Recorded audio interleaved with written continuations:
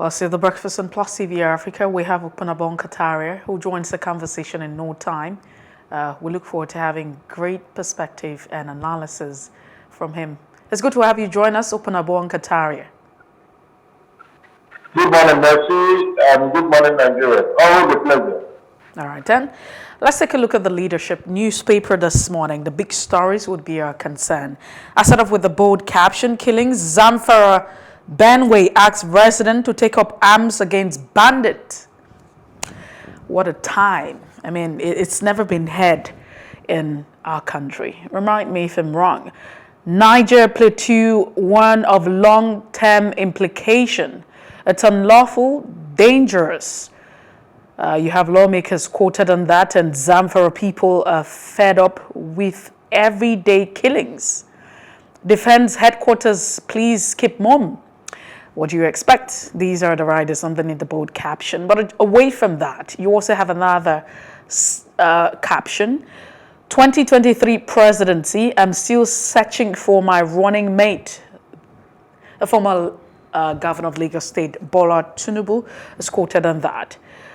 And you find pardon, stringent conditions delaying Dariye and Nyama others release. 1.5 billion naira debt, 15,000 Kanu students to miss NECO examination. Wow. Really sad. Abuja Kaduna train attack, passengers shun Lagos Ibadan rail corridor. That's also what you find this morning. Ilorin prominent politician Elope dies at 101. Woman prays. I take that again. Woman pays assassin 7,000 naira to kill husband in Adamawa. The question would be, what happened to love? Ekwere Madu donor's passport valid and genuine according to the immigration. That's what you find this morning on the leadership newspaper. We'll move away from the leadership. Let's take a quick look at the Punch. Now, on the Punch newspaper this morning, running mate, Northwest, Northeast fight over slot. I'm still searching, says Tinubu. That's the former governor of Lagos State and also the presidential flag bearer of the All Progressive Congress. APC will consider zones that will produce highest vote. The campaign DG is quoted. And Northwest, Northeast governors negotiating, not fighting. APC Northwest chair is saying that the Northwest and the Northeast governors are negotiating and not fighting. Okay, what's the essence of stating the obvious?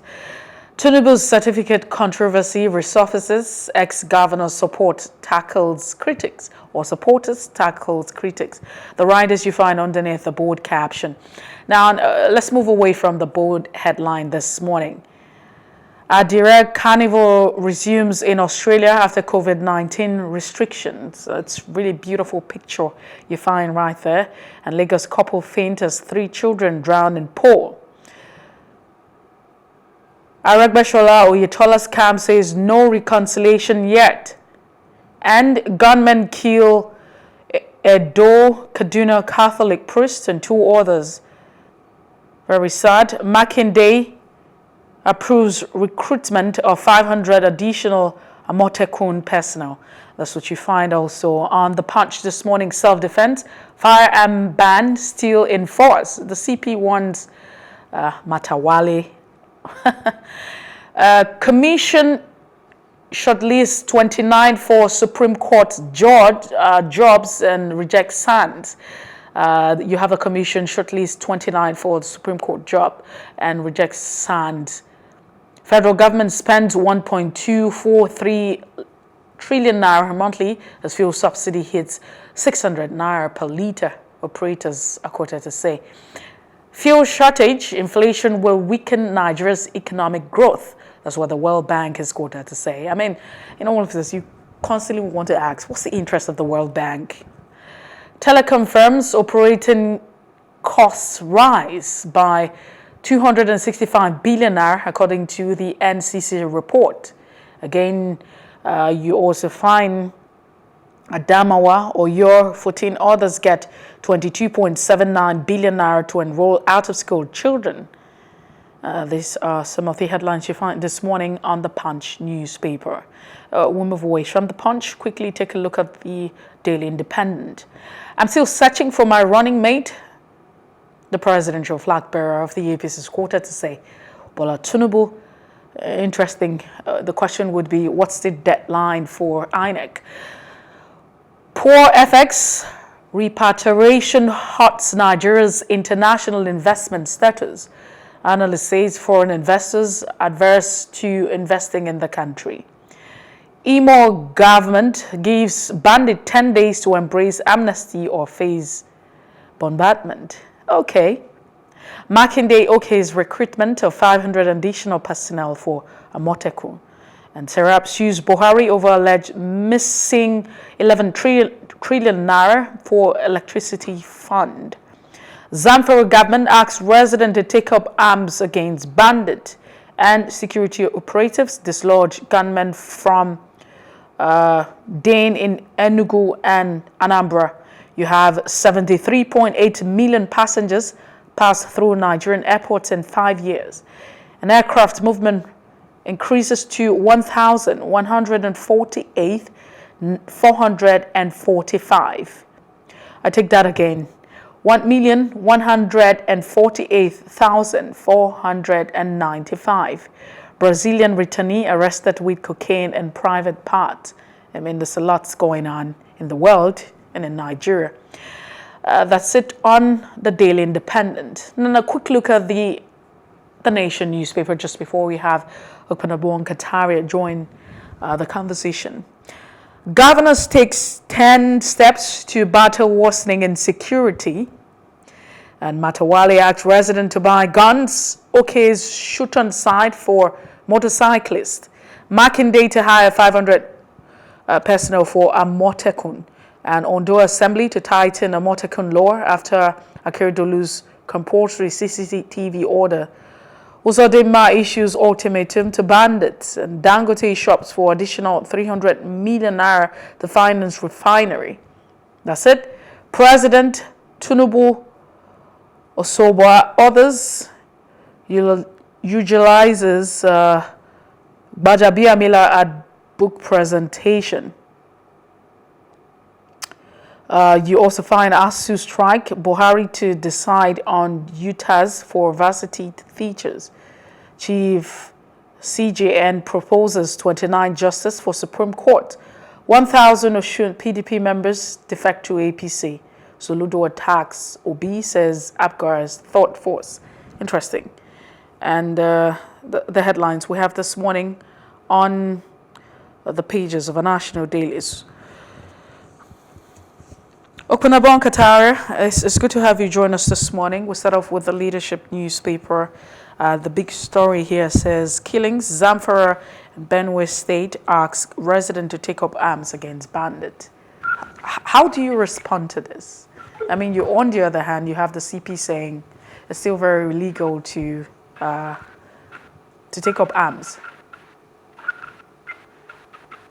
Well, it is illegal if you bear arms without license. I mean, that is common knowledge. Everybody is aware of that. And there are certain arms you can't bear.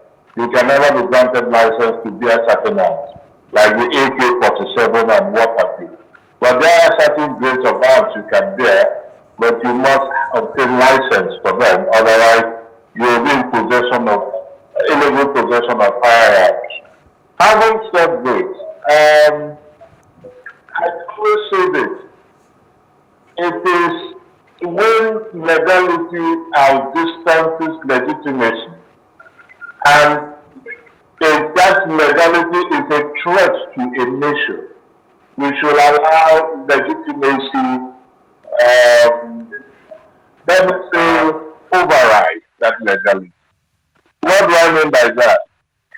The Minister for Defense was the first person who advised Nigerians to protect themselves, to defend themselves, which was an admission of failure on the part of the federal government to protect lives and property that is owed to protect, which is the principal responsibility of the federal government.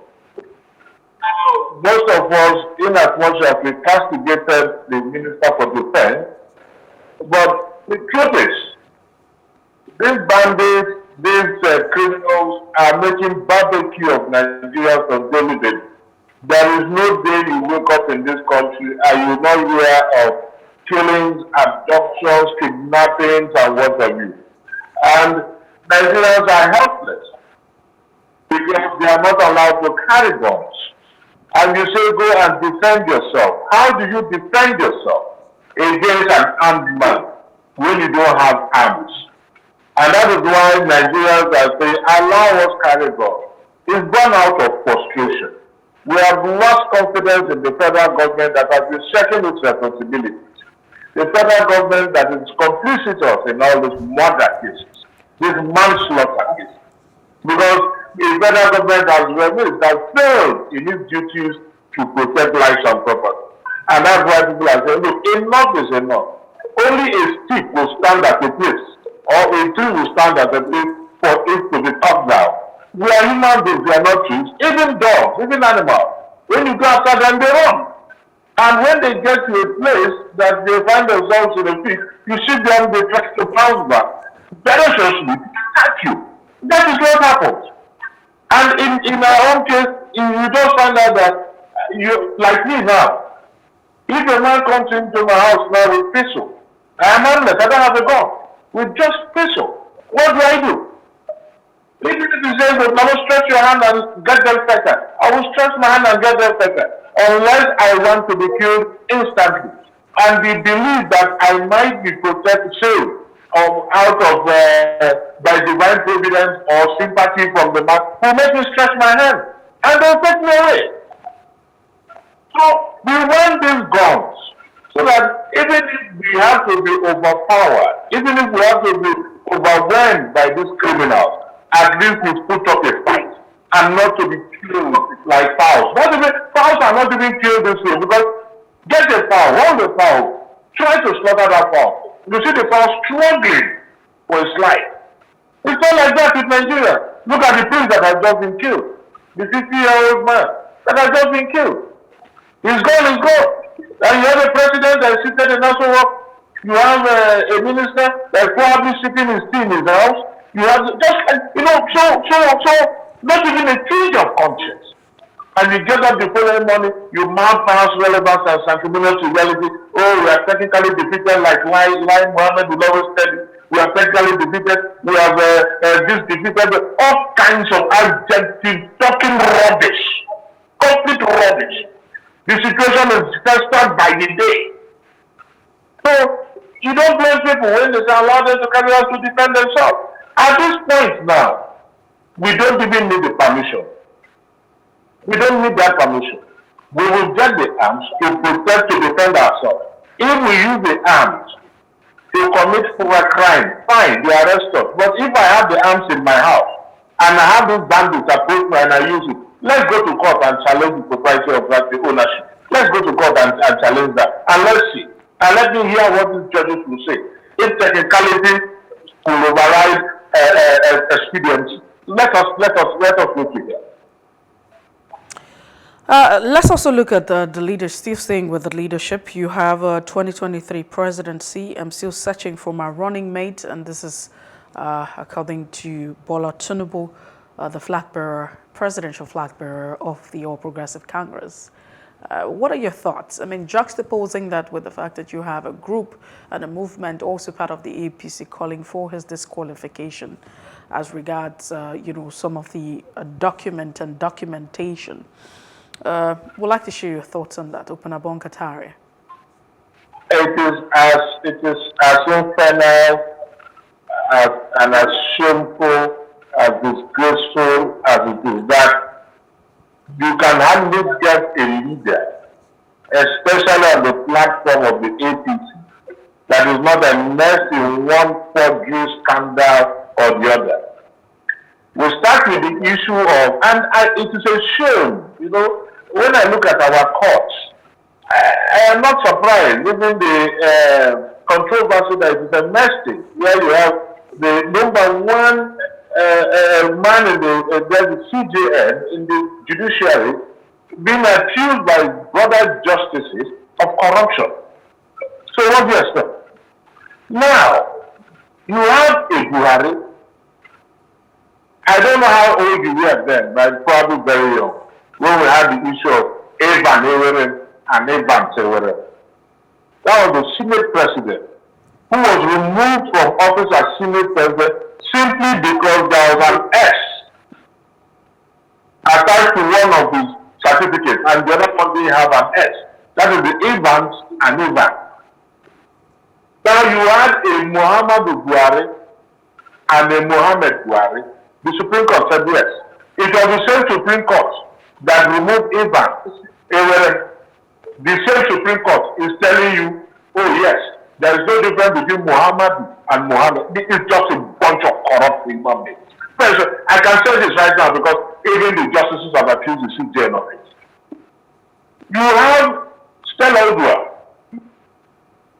a former minister, a senator, and Mercy certificate forgery. You have Obong Obla. You have the former minister for finance. You have this former minister for science and technology that wanted to go for governorship, and they said he did not even give his service. So this is the kind of government you have a Tinubu. 1999, he attended primary school and secondary school, and now he didn't attend any primary school, he didn't attend any secondary school. This is a man that was a senator and a governor, and today the presidential candidate. And I bet you, he will go to court. Mark my words. He will go to, they will drag him to court. A body has threatened to go to court. But mark my words, they will come up with one technicality or the other. One case tonight, they will tell you, you will have come up with these issues before the presidential primaries. Somebody went to court after he left as governor. What did the judge say? It is statute bad. Corruption? The judge said it is statute bad. That is the kind of judiciary we have in this country. Forgery is forgery. Perjury is perjury. How can it be statute bad? But that was the excuse the judge gave to free him because the judge has been compromised. Let us take these facts the way they are. How can you have a man with questionable certificate lead Nigerians who are professors, doctors, PhD holders, well-educated persons? First, it impinges on his integrity. He does not have integrity. That's the main fact that as we speak right now, because he has admitted in one bed, he swore. He opened, he swore an affidavit. One bed, he didn't go to secondary school, he didn't go to primary school. Another bed, the certificates were missing. The third one, he attended primary school, but he did not study. What kind of controversy is this? Mercy. It is simple. If they ask you the schools you attended, it's very simple. I attended social normal school, social primary school, social secondary school, social university. What is the controversy? If you say your certificate, just like in the case of Buhari, they have to bring the WAEC official. It has never been done anywhere in the history of WAEC. If you say your certificate is this, first, Buhari went to the WAEC official. You said, what's his name? Army had his document. The army man came out, the PRO came out to say, they are not in possession of Buhari's document. On oath. The man who went to secondary school with him came up to say they did not even think, they did not write WAEC. On oath. So, yes, he said the certificates are missing. Who issued the missing certificates? Then now we have a Tinubu again. Why do we have leaders who are always a mess in one controversy or the other? He has no credibility because he also to two different affidavits. So I can say on air that he has no credibility. I'm not saying what the judge allegations. I'm saying what he did. Sworn to two different affidavits, all his certificates. So he has no credibility. And he was such a man to rule this country. What are we talking about? I will expect a better tomorrow. What are we talking about? Such a man is very sorry. He should be in jail. Let us get a very fast. He should be in jail.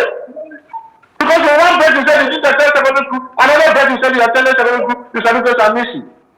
The mere fact that he lied on oath is enough. And we respect such a man. And people will come out in this country to to vote for him. People will come out in this country to defend him. And tomorrow, when the nation goes down the drain, they say, oh, our leader. Meanwhile, we are part of the problem. We are part of the problem. But are we not supposed to, Opunabo Inko Tariah, of the existence of the country? Opunabo Inko Tariah, I mean, you have raised very valid issues and concern right there. And the question here would be, how do we even get to the point? I mean, if we're talking about falsehood and falsification, if that's the case, of course, we still have a lot of people saying that this is within speculative. Even though you have a group also saying, within the APC movement saying, hey, the document that was presented during screening for governorship elections at the time is quite different from what you have right now. That contradicts this now. How do we, are we not supposed to have... And you went to court on the matter. I mean, are we not supposed to have a system that should actually prevent, falsehood from getting, out of hand and getting to another level? For instance, if you say that you are vying for the office of the governor of a certain state, at the party level, I mean, at that point, don't we have mechanisms? So are we not supposed to have a system that should actually identify this falsehood before it escalates to another dimension? So it feels like we have a system allowing the process pass, from, the first stage, those who should do the screening. If you don't have, excuse me, if you are corrupt yourself, it will be almost impossible to have the gumption to reprimand another corrupt man. All those things we are talking about, what has given them the gumption to dispense mendaciloquence, even under oath, is the impunity. I just mentioned Adeosu, the former Minister of Finance. Now they say, oh, the court vindicated that. No! The court, the issue of the court, excuse me, has to do with whether as a dual citizen she was supposed to serve or not. It is quite different from the forgery of NYSC certificates. That's a serious crime. What she's done, we have the issue of a former minister that was appointed without NYSC, still on the platform of APC. We have the issue of Obon Gobla, who they said never had literature in YS, but was gone to bar. The matter is in court. We have the issue of Muhammadu Buhari and Mohammed Buhari. So you tell me how a Muhammadu Buhari and a Mohammed Buhari will want to sanitize the system that he is guilty of. And this is Sasake. So because of the culture of impunity, everybody comes out with all kinds of, because when you point a finger at them, they'll also point a finger at you.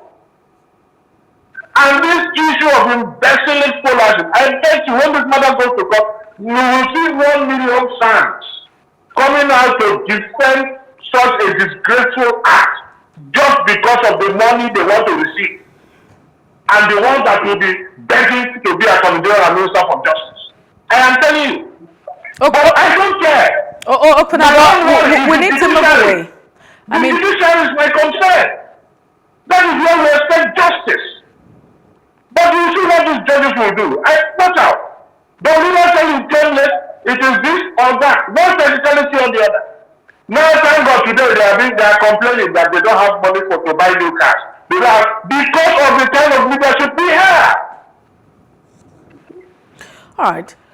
One would be expecting, I mean, the question here is, don't we have a system that should dictate all of this falsehood and criminality? The system if there's anything to go by, before the system is being headed by the same corrupt person. That's the point I'm making. Okay. That's the point I'm making. All right, let's move away from that now and look at the Daily Independent newspaper. Now, very interesting. It talks about the issue of fraud and fraudulent activities. Now, you have Serap suing Buhari over the alleged missing 11 trillion naira electricity fund that has actually plunged households and businesses into darkness. Now, this is what Serap is doing, but I mean, we've had Serap over and over again suing the president and suing individuals, different persons and what have you. But the question is, what difference does it really make? My question to you now is, what are your thoughts on this?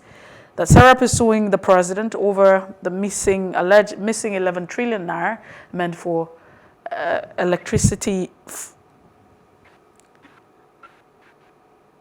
The hand said, can you hear me? Loud and clear. The hand said, when they come to take his chips, it is an crime. It's not because the chips will be protected, but it wants to know what is going on. I must commend Sarah because they are doing what they ought to do in the interest of Nigeria and Nigerians. So we must commend them. Now, whether they succeed or not is a different thing altogether. Yes, funds are missing. These funds belong to Nigeria and Nigerians. We pay our taxes. And most infuriating is that we don't even get the light. We don't even get the light. Every day they tell you one grid is broken down, one grid is this, one grid is that. These things don't happen in previous administrations. Yes, the power was not as stable as we expected it to be. But I tell you, it was a million times better. How many megawatts are we producing today? I went to that and left. How many megawatts? Always coming up with one frivolous, annoying excuse or the other to justify its failure and Bismarck failure. I'm talking about the Buhari-led administration. A Bismarck failure. So what Sarah is doing is just to let the world know. I don't even think Sarah is expecting judgment from our courts. But let the world know the rot in the system, the corruption in the system by a group of people that will get up in the morning and pretend to be angels when they are actually devils. You know what it means? As you speak, everybody is on power and generous as I speak. Yes, at the end of the day, they will come with the bill. One maintenance bill. Even if there is no power at all in that house where you office, they come up with one maintenance bill, one bill, water bad bill, and what, so that something must be paid. Businesses. No, but Opunabo Inko Tariah. I mean, yes. Let's even look at this critically. We understand that for every other time that you have a situation that the president would be called upon. But we operate a kind of government, when a democracy, and of course you want to talk about the federal system of government, you want to talk about the kind of government that we practice, where you have different arms of government that should function and carry their activities. Why should the president be... Why would the president be taking the blame for... Let me quickly address for one of fact. Power is on the exclusive list now. It's not, it has nothing to do with the states. Even if power is in the exclusive list, Opunabo Inko Tariah was saying that you have different arms of government. Yes, it's in the exclusive list, but you also have, the judicial arm of government. You have the legislative arm of government. You have several bodies that have been created. The judicial arm of government can do on this, unless other than to make a pronouncement. That's why Sarah has gone to court. There's nothing the judicial arm can do. Then the issue of the legislative and that is to make the law. Who executes? That's the issue. So you're saying that. So you're saying that if you have corruption. Excuse me, Mercy. Let us face facts.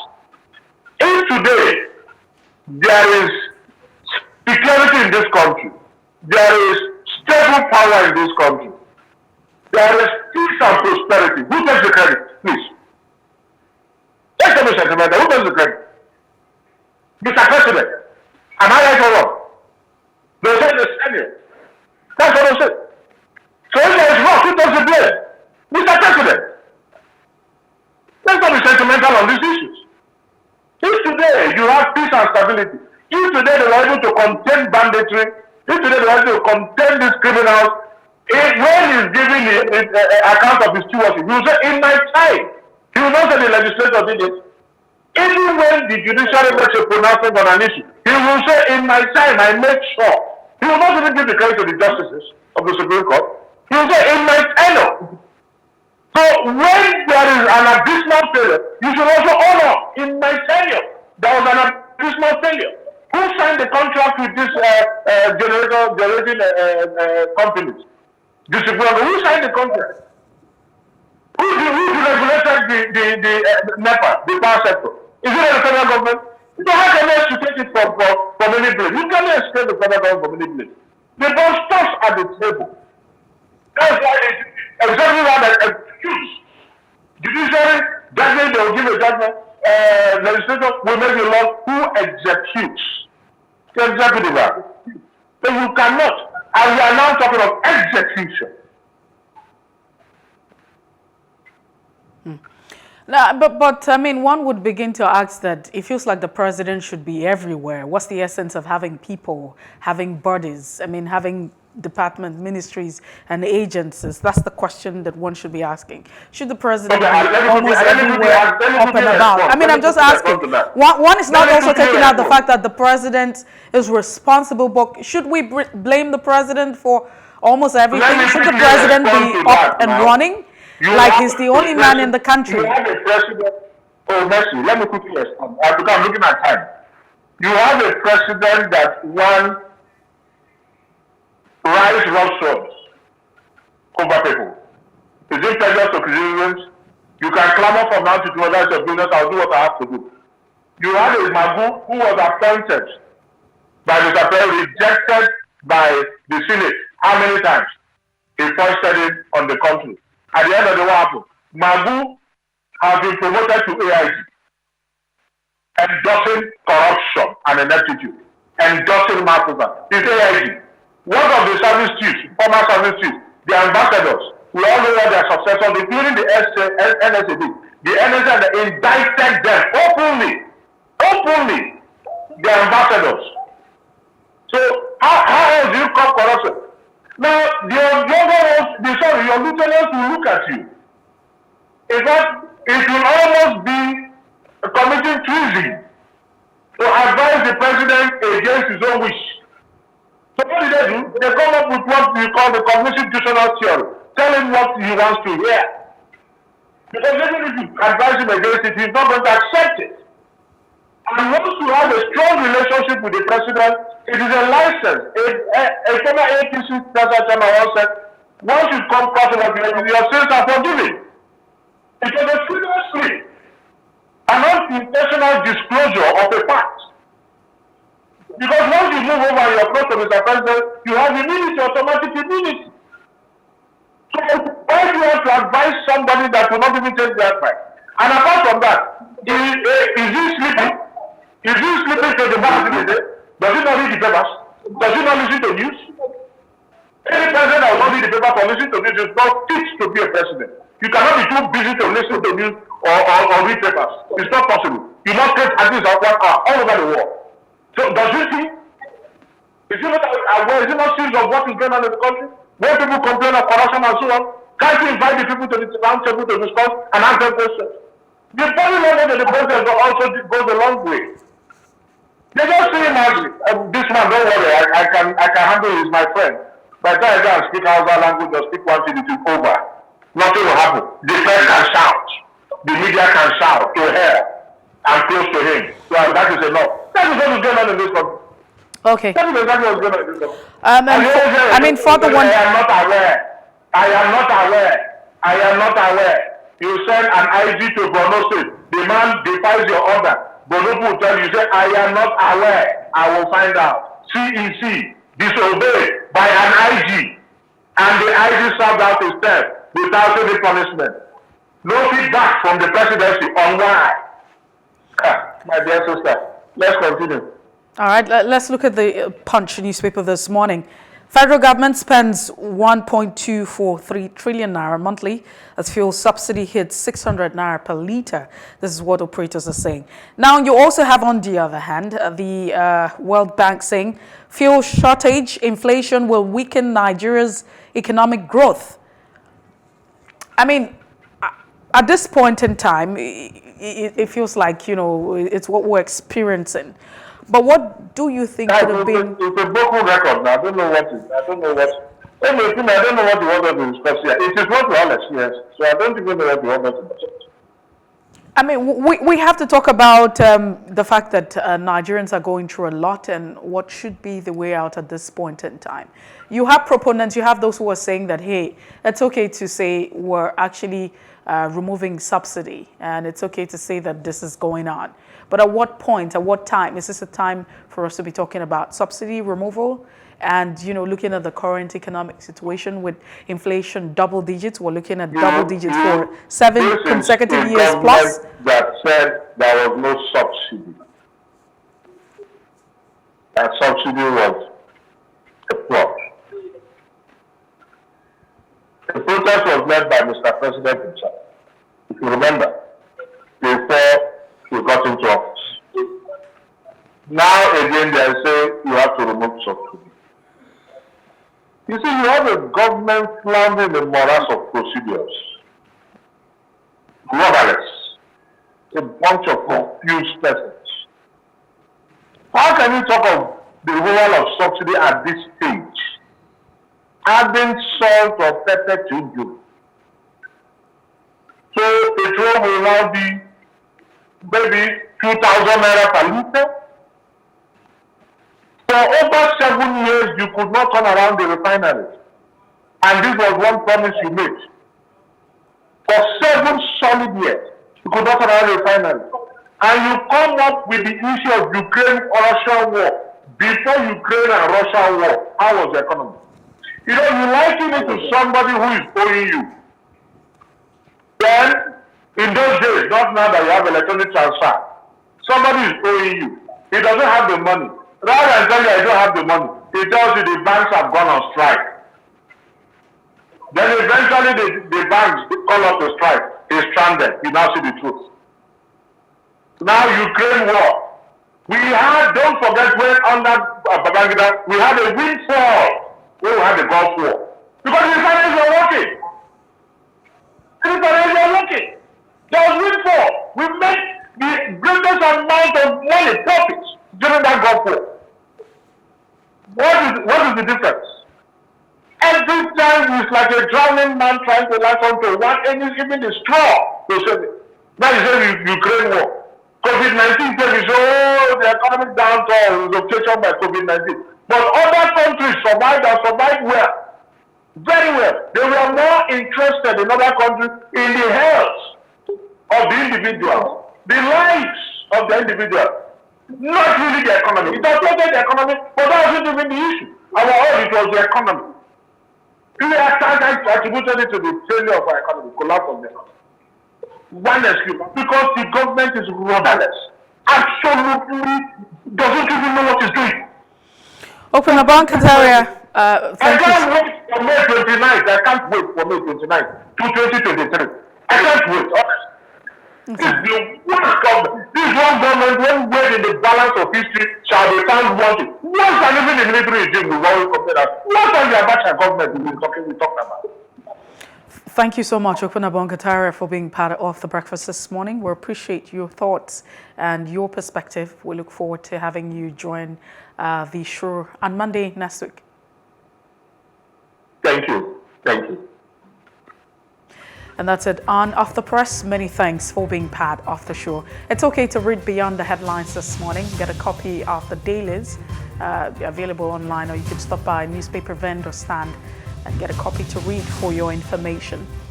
And that's it. We take a break now. When we return, it will be time for us to go straight to our first major conversation. And we're looking at the issue of the Zamfara state government calling for self-defense.